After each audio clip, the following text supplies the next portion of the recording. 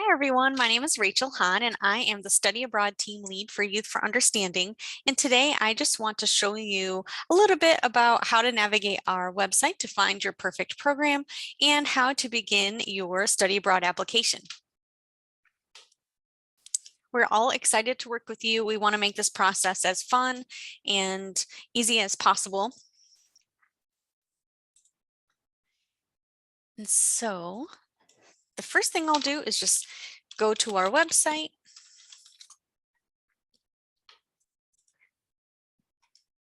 It's very easy. It's yfuusa.org.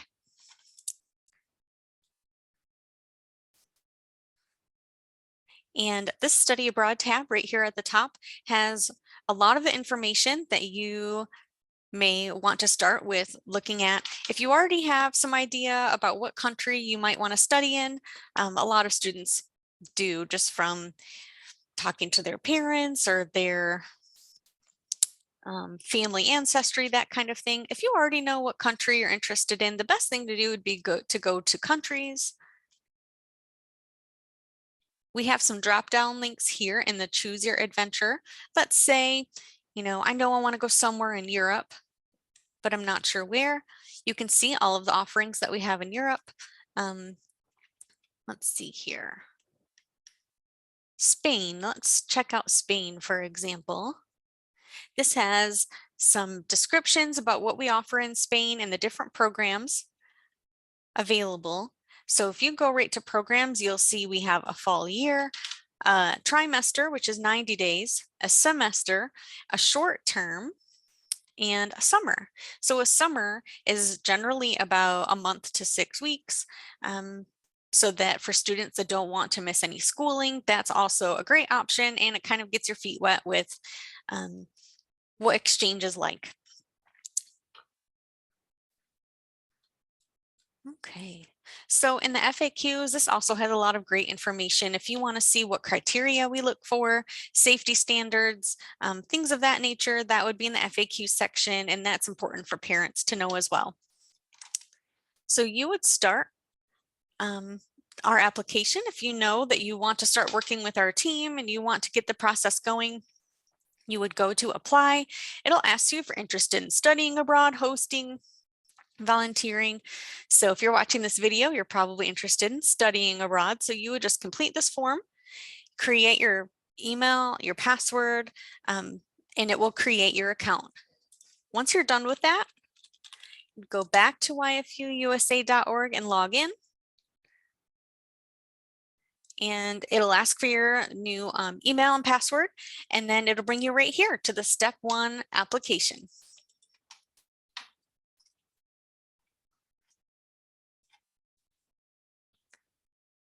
So this is our study abroad application.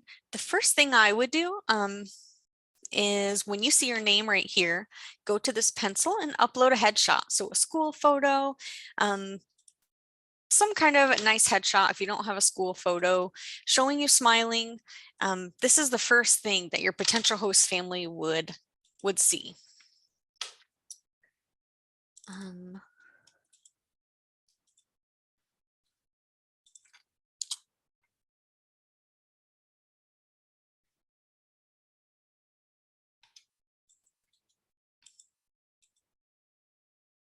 Well, it is not showing up, but this moved. So I believe that the photo did upload and it's showing some progress already because of that. So on the staff side, I would be able to see your photo. The next thing would be to complete each tab until they turn green. So as you can see, they're all check marked that are gray. So for personal information, you'll want to make sure you've gone into this edit pencil, complete all of the information. The date is always for your birthday, is always going to show the day you started the application and then 2007. So if you don't change this, your birthday in our system will be wrong. So that can make you not eligible for specific programs. So what you want to do is make sure you complete this fully. Change the birthday immediately. Let's see. Once you have completed that section, you press save. So it knew that I didn't complete it. So that's why you're seeing these exclamation points.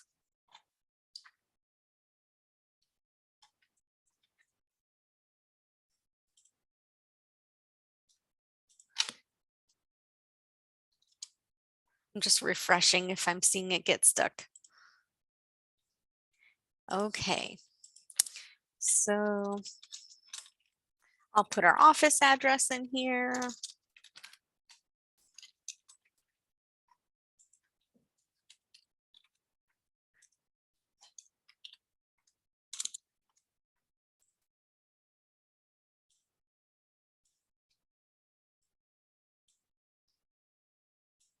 USA.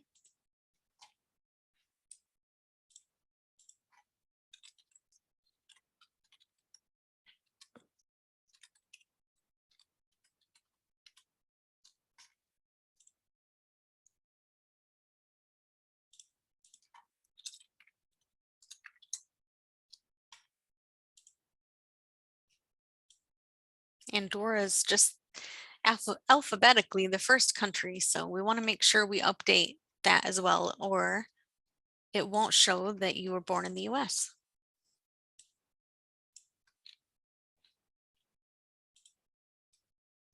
If you don't have a passport yet, just write unknown.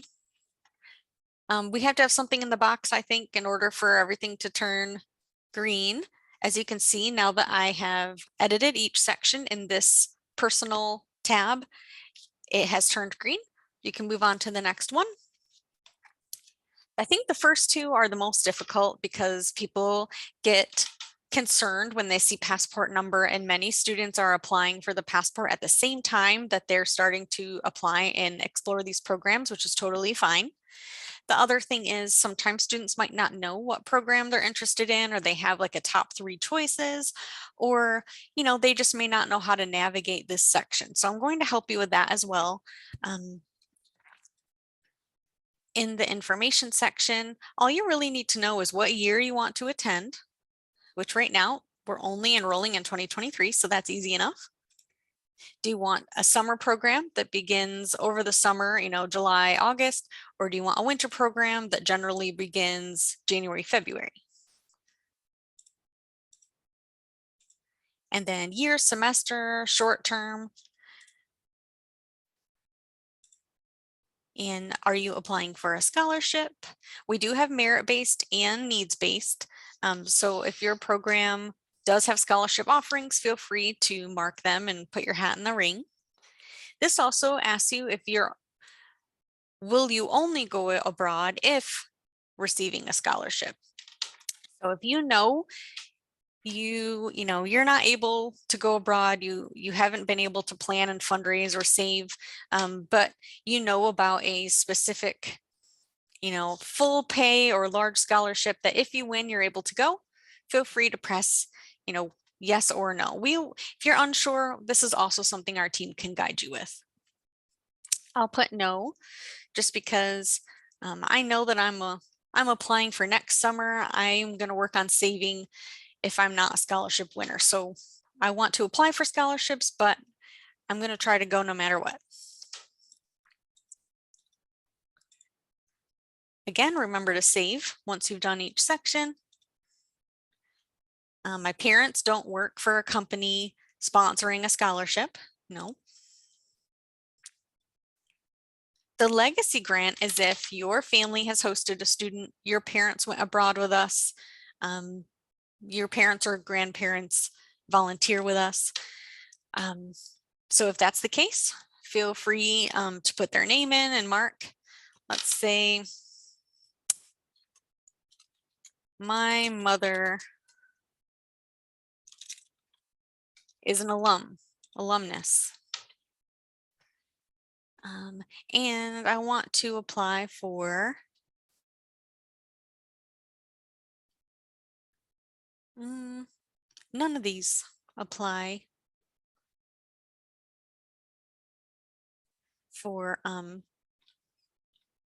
let's see. Yeah, I'm not going to apply for these. Now, The last section is the programs and scholarship section. So we have chosen 2023 short-term summer. So all of the programs that we offer for short-term summer are going to show up and be available for you to select. You can select more than one. I'm going to select France short-term, and then press the add program, and then it puts it down below. You need at least one, of course, to save this section. I'm also going to add Spain short-term Santander. Santander, Spain is our summer program. All the students stay in Santander, a specific city.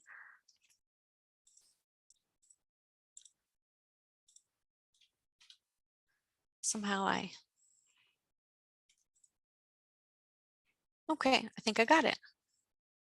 All right. So I chose two programs. It'll be my first choice, second choice. Those can change once you've submitted your application.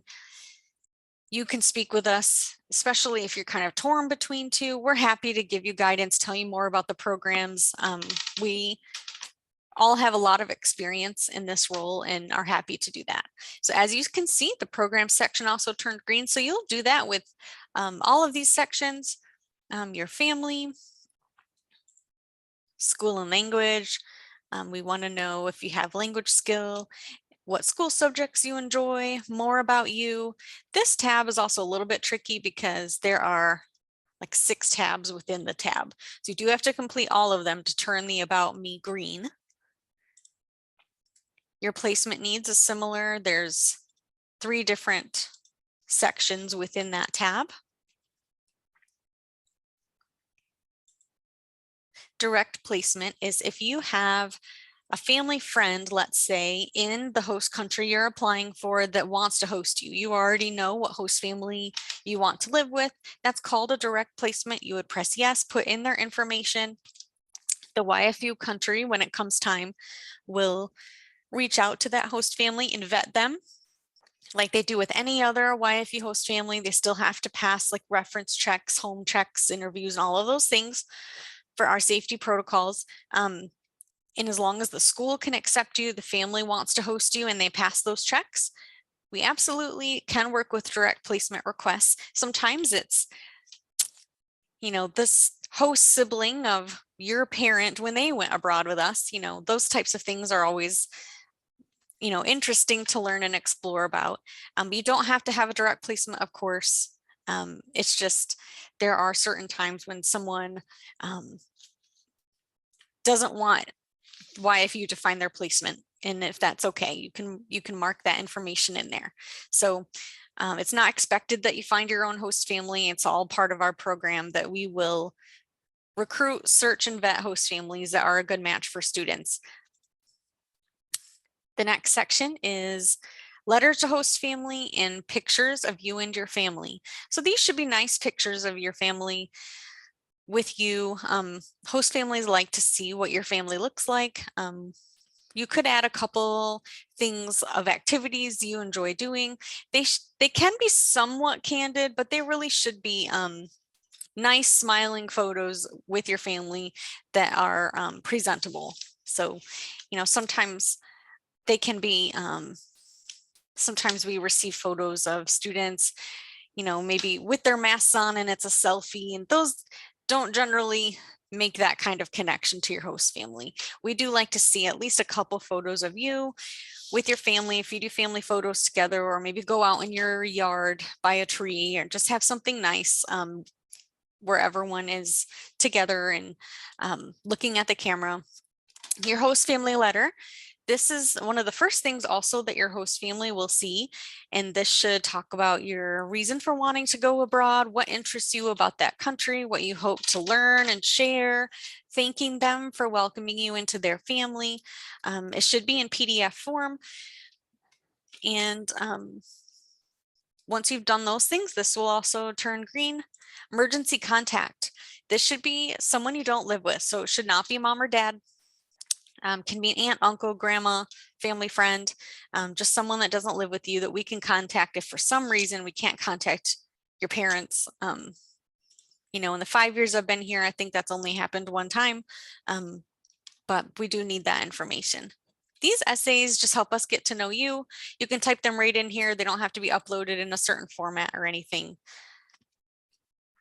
And then once you've done all of those things, you will be able to pay your application fee and submit. The button shows up once the rest of the tabs have turned green. So sometimes if you have forgotten something and you think you've done it all, this section may say you forgot your host family letter. So right now it's saying you're missing family, school, language, about me. So it's listing what you're missing. So we tried to make it as user-friendly as possible, but if you get stuck at all, please email us at info@yfu.org, and we are happy to help you. So we look forward to working with you and helping you prepare for this once-in-a-lifetime experience, and have a wonderful week. Thanks for checking us out.